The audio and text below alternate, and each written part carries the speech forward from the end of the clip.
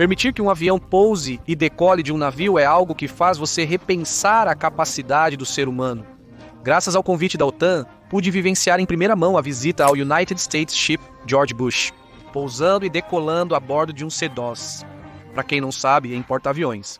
Para decolar, os aviões usam uma catapulta que engata a roda dianteira e, em 3 segundos, impulsiona a aeronave até a velocidade necessária para voar.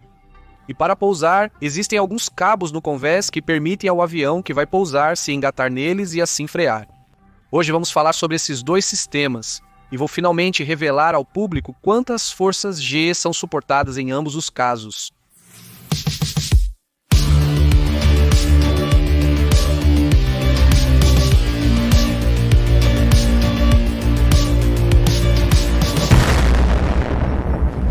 Há 3 formas de chegar a um porta-aviões no mar: avião, helicóptero ou outro navio. Claramente, a melhor delas é o avião, pois assim você experimenta a sensação de pousar com o cabo e decolar com a catapulta. Foi assim que cheguei ao porta-aviões a bordo de um C-2 Greyhound, um avião de transporte, o único capaz de pousar atualmente em um porta-aviões. Todo passageiro desta aeronave deve portar um kit de sobrevivência. Ok, este é o colete que temos que vestir se puxarmos aqui. Ele infla, em teoria. E aqui temos então um apito. Uma coisa que dizem que ilumina a água caso precisem nos ver. Você também deve levar um capacete de proteção que tem acoplado óculos e protetores de ouvido. Inicialmente pensei que o tema da insonorização era para quando chegássemos ao porta-aviões. Mas não, dentro do 102 há cerca de 95 decibéis constantes. É impossível falar com a pessoa lá ou ao lado, não dá. Na verdade, estávamos passando o celular e escrevendo notas para conversar com a pessoa ao lado. Esta aeronave tem os assentos ao contrário. Não sei muito bem porquê, mas na internet dizem que é por causa das forças G. Depois refletimos sobre isso. A aeronave só tem 2 janelas, uma de cada lado. E adivinha onde eu me sentei? Você poderá notar o que parece ser fumaça na cabine. Isso ocorre porque o 102 não possui controle de temperatura interno. Portanto, quando sobe a 20 mil pés de altitude em voo de cruzeiro, o ar dentro da aeronave está muito frio. Nossa viagem durou 1h30, já que nos aproximamos até o Mar Adriático, onde estavam sendo realizados alguns exercícios da OTAN e o porta-aviões participava deles. Durante todo esse tempo, o interior da aeronave esfriou e, posteriormente, ao descer, o ar quente do exterior. Ao entrar na aeronave e entrar em contato com todas as superfícies que estavam muito frias, condensava-se, ou seja, é condensação, não fumaça.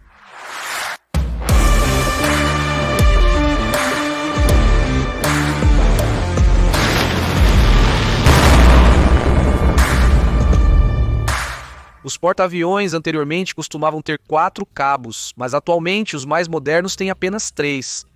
Cada cabo representa milhares de horas de trabalho e manutenção. Por isso, decidiu-se remover um deles.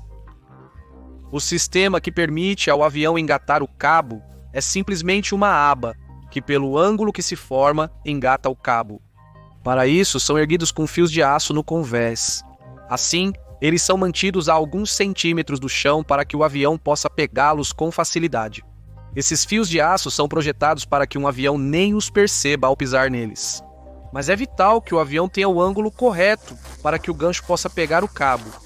Detalharemos este ângulo do avião no próximo vídeo. O gancho do avião é revisado a cada 10 pousos e é formado por 2 partes principais: o próprio gancho e a língua que agarra o cabo. A língua é trocada com muito mais frequência do que o gancho, pois tem tempos de operação diferentes. Lembre-se que a cada aterrissagem há um impacto contra o solo. É interessante notar que na cobertura há placas instaladas para absorver o impacto dos cabos. Assim, quando desgastadas, seriam substituídas em vez de desgastar a superfície do navio. Embora pareça um simples cabo, o sistema é extremamente complexo. Isso é porque deve-se frear progressivamente a aeronave, para que a desaceleração seja aceitável para as pessoas que estão pousando. Este sistema é composto por 3 partes. O primeiro componente é o cabo de parada.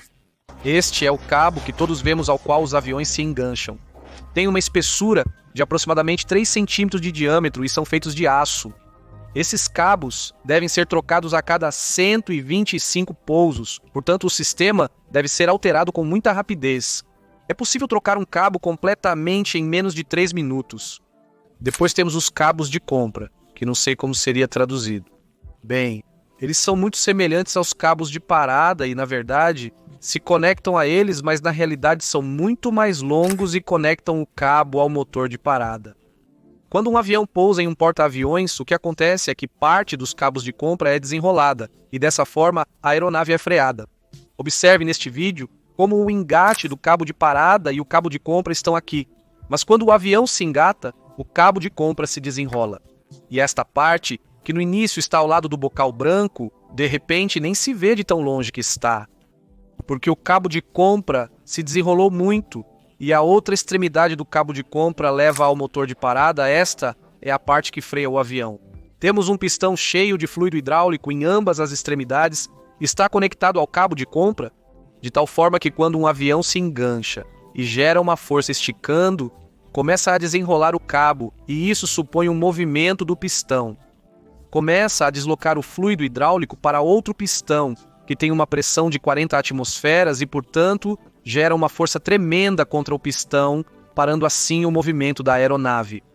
A realidade é que o sistema é muito mais complexo porque há 2 pistões em vez de um e é um pouco mais complicado, cheio de cabos em movimento, mas a ideia é a mesma. Se não houvesse um motor de parada e o cabo simplesmente estivesse ancorado em 2 extremidades, não haveria uma desaceleração progressiva. O avião engataria o cabo e frearia bruscamente, gerando um pico de forças.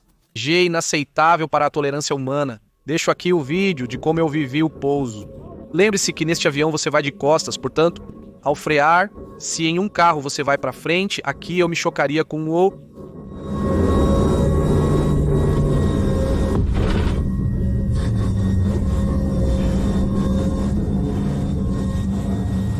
Assim, não se nota muito, mas preste atenção na mão, aqui, como ao impactar é lançada. Bem, quantas forças G você acha que foram suportadas? Segue o vídeo com o registro das forças G gravado pelo acelerômetro do celular. O eixo Z é a força vertical, para cima ou para baixo. O eixo X é a força longitudinal, para frente ou para trás. E o eixo 10 é transversal, para a esquerda ou direita.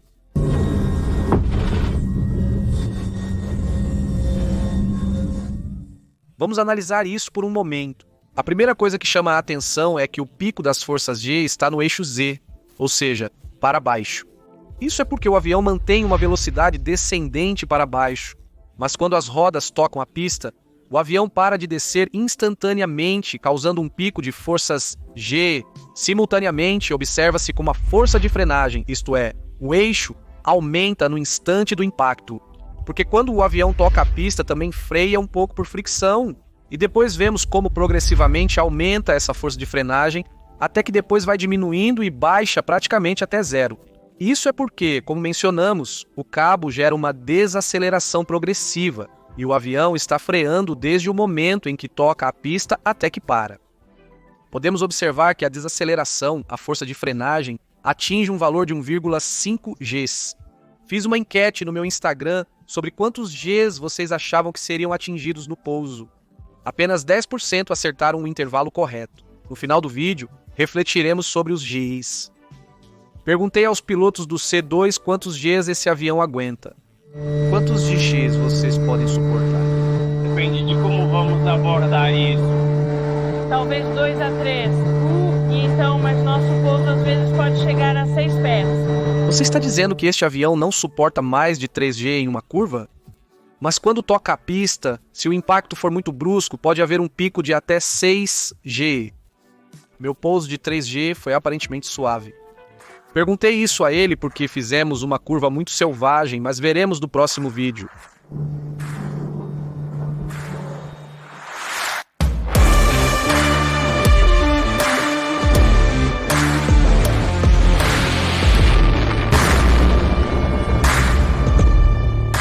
Para decolar, apenas os super porta-aviões americanos e o porta-aviões francês utilizam uma catapulta.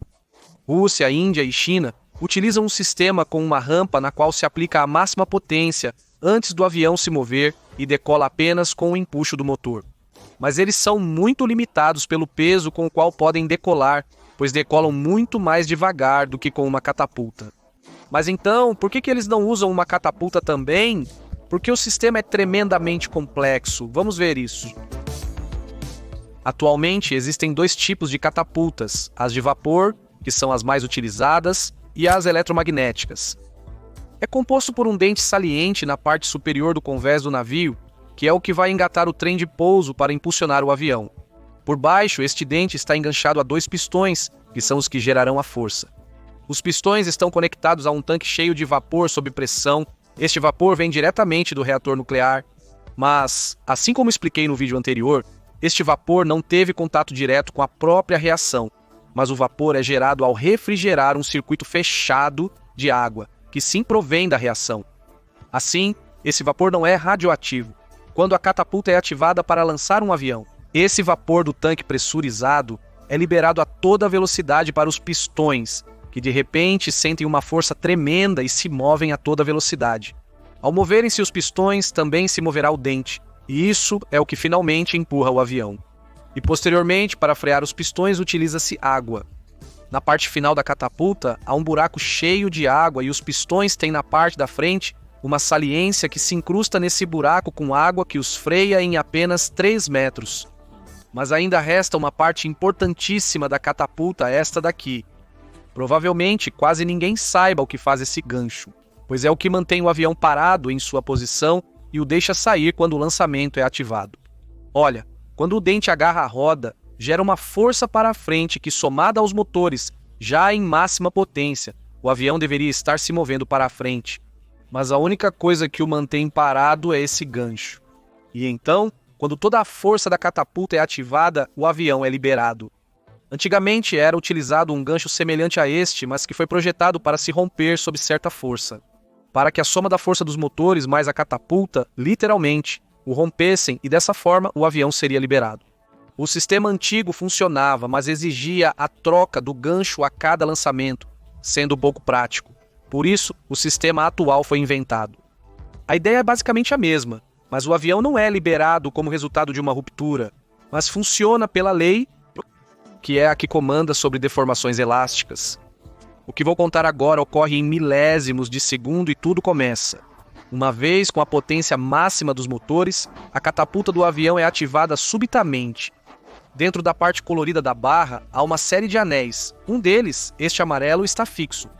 Quando a catapulta é ativada, uma parte da barra se estica, alguns milímetros por sua própria elasticidade, o suficiente para deixar uma parte livre para movimento e começar a sequência para o lançamento, que termina com um pequeno deslizamento até que se liberam algumas abas que eram as que retinham a aeronave.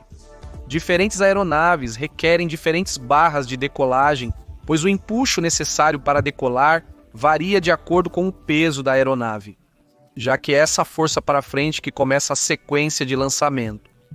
No caso de algo falhar e a sequência não ser ativada, o material é feito para se romper e liberar a aeronave se algo falhou, mas na realidade, isso acontece muito raramente ou praticamente nunca. Hoje em dia, comenta-se que essas catapultas serão o futuro. Elas funcionam com motor de indução linear, a mesma ideia mencionada no vídeo sobre o Hyperloop. Um motor de indução linear é composto por bobinas em ambos os lados de um trilho, que ao gerar uma corrente elétrica nas bobinas, cria-se um campo magnético. Esse campo magnético gera um campo elétrico no trilho, e esse campo elétrico no trilho gera um campo magnético que interage com o primeiro campo magnético e gera o movimento. O eletromagnetismo é realmente complicado de entender, mas para que você entenda, é como se de repente se repelisse o trilho e a parte móvel, e é por isso que de repente sai a uma certa velocidade. Este tipo de catapultas tem vantagens sobre as de vapor, pois ocupam menos espaço, já que não é necessária uma infraestrutura enorme abaixo do convés para guardar os pistões nem o vapor sob pressão. Além disso, o sistema pode ser colocado em funcionamento em questão de minutos, enquanto as catapultas a vapor precisam de horas e podem ser operadas com muito menos pessoas, o que obviamente reduzirá os custos. Mas o ponto negativo é que ainda não provaram ser tão confiáveis quanto as de vapor, então teremos que ver como o assunto progride. Muitos de vocês devem ter se perguntado sobre decolagens em porta-aviões. Vocês usam o afterburner para decolar? Tudo depende do seu peso, então a maioria de nós está apenas na potência máxima. Mas quando você vê os que têm tanques extras, ou se você está muito pesado, é quando você poderia e faria isso. Então, depende do peso do avião, se estão muito carregados e se vão acionar o pós-combustor, correto? E agora o motivo, o momento que todos estávamos esperando. Quantas forças você acha que foram suportadas no lançamento? Vejamos primeiro minha cara no lançamento. Lembro que no C2 estávamos de cabeça para baixo. E, portanto, se você em um carro, quando acelera, se encosta no assento, aqui seria o contrário. Seguiríamos adiante usando um arnês de peito e um arnês de cintura.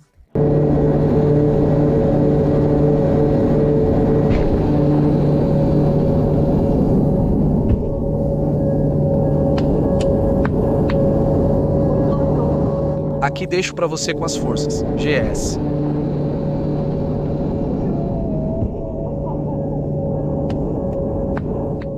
Na aceleração da catapulta, só há força no eixo longitudinal do avião, pois ele parte do repouso. Durante a decolagem, não há movimento lateral ou vertical. Bem, foram mais ou menos 1,8 Gs durante 3 segundos, com um pico de aceleração de quase 3 Gs. No início, foi uma loucura total.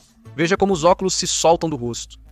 Nunca havia experimentado algo sequer parecido com a sensação que tive naquele instante. É como se de repente eu estivesse relembrando agora a sensação. Sentir como se eu quisesse ficar ali, quieto, mas algo estava me levando para o infinito, para trás, de verdade, com uma força impressionante. Se não tivéssemos tido o arnês de peito e o de cintura, provavelmente teria me estourado contra o assento da frente. Mas quando digo estourado, não digo um golpe. Não acredito que realmente algo sério poderia ter acontecido comigo se eu não tivesse o cinto. Mas quando digo algo sério, de verdade, com o impacto que senti, se eu tivesse batido contra o assento da frente, acredito que não teria sobrevivido. Também pesquisei sobre quantas GS vocês achavam que seriam suportadas no lançamento com catapulta. O resultado foi similar. Todo mundo disse, muitas mais GS do que as que foram suportadas depois. E depois de ter visto as pesquisas e compará-las com os resultados reais das forças GS, o que eu penso é que todos os humanos, eu também, tendemos a subestimar o poder das forças. G. Que te digam, não tivemos um aumento de uma G. Parece pouco, mas um aumento de uma G é uma verdadeira brutalidade. Para entender o que quero dizer, quando fui para lá, saí de Madrid. Em um A320 também coloquei o medidor de forças G. Quem já voou de avião sabe que, durante a aceleração, você é pressionado contra o assento. Bem, lá não chegava nem mesmo a 0,2 Gs, e a catapulta foram quase 2 Gs constantes durante 3 segundos, 10 vezes mais. Qualquer pessoa que tenha voado em um 102 e tenha pousado e decolado de um porta-aviões, vai te dizer que o momento da catapulta é muito mais selvagem do que o momento dos cabos. Quero enfatizar a sensação da catapulta, foi a coisa mais selvagem que já experimentei. Nesse momento é que você não pode pensar em absolutamente nada. Quando pousamos, eu estava gravando e rindo, mas na catapulta eu estava paralisado, sem conseguir me mover. E de fato, de todas as pessoas que fomos, eu estava rindo, bastante emocionado. E é que naquele momento eu fiquei seco. Depois, se você reparar no meu rosto, é que estou completamente seco. Apesar dos perigos, pousar em um porta-aviões requer a habilidade de pegar o cabo de retenção. Para todas as pessoas que fazem isso, nós damos um diploma. Sim, a partir de hoje, pessoal, sou oficialmente um tailhooker, mas na verdade é um aperitivo comparado com a decolagem, que de fato eu acredito que é tão selvagem. A sensação que se tem, você sente as forças para a frente, pois estamos acostumados a senti-las para trás e a nos encostar no assento do carro. Isso já foi estudado e eu até fiz vídeos sobre as diferentes percepções acerca das forças. Dependendo do eixo em que são experimentadas, as forças G podem variar. Então, por que o C2 tem os assentos ao contrário? Quando for experimentar, a sensação mais selvagem será na catapulta e será para frente. Não tenho resposta. Procurei na internet, mas não encontrei nenhuma resposta que me pareça decente. Se alguém souber, coloque nos comentários que eu fixo para todos verem. Obrigado por assistir. Inscreva-se, pois temos mais 3 vídeos incríveis sobre porta-aviões. Até o próximo.